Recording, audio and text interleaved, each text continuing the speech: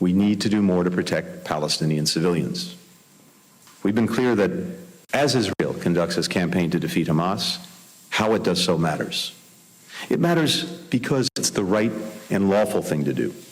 It matters because failure to do so plays into the hands of Hamas and other terror groups. There will be no partners for peace if they're consumed by humanitarian catastrophe and alienated by any perceived indifference to their plight. And this is what binds us as human beings.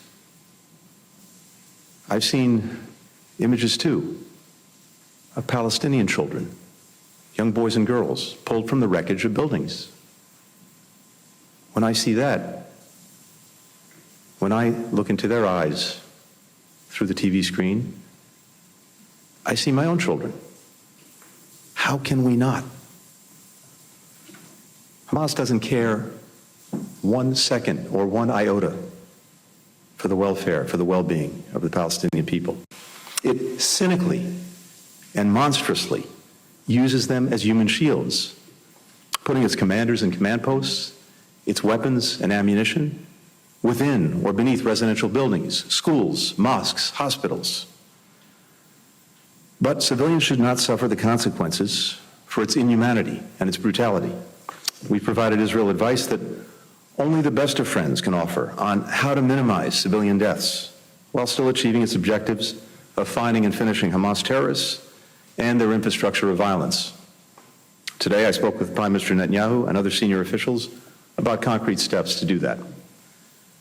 President Biden has consistently stressed the need for Israel to operate according to international humanitarian law.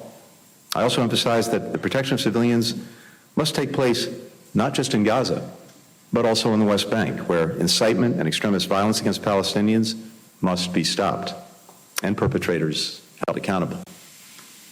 Third, we need to substantially and immediately increase the sustained flow of humanitarian assistance into Gaza and getting American citizens and other foreign nationals out of Gaza. Since we reached agreement with Israel, Egypt, and the United Nations 2 weeks ago on mechanisms to enable humanitarian aid to begin reaching civilians in need, we have scaled up deliveries. We've gone from 0 to now over 100 trucks going into Gaza through the Rafah crossing every day. But this is still not enough. I spoke to Israeli leaders about tangible steps that can be taken to increase the sustained delivery of food, water, medicine, fuel, and other essential needs, while putting in place measures to prevent diversion by Hamas and other terrorist groups. We've identified mechanisms to enable fuel to reach hospitals and other needs in the south. Israel has raised appropriate concerns that we share, about Hamas's hoarding and siphoning of fuel in northern Gaza. Again, its cynicism knows no bounds, denying fuel itself that it has to hospitals and other places that desperately need it. In meetings with regional partners, I'll continue conversations about getting assistance to flow, including with help from the United Nations.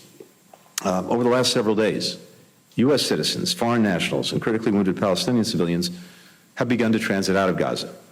We expect more to leave over the coming days. Even as these people are able to exit Gaza, we remain relentlessly focused on securing the release of hostages, including American citizens.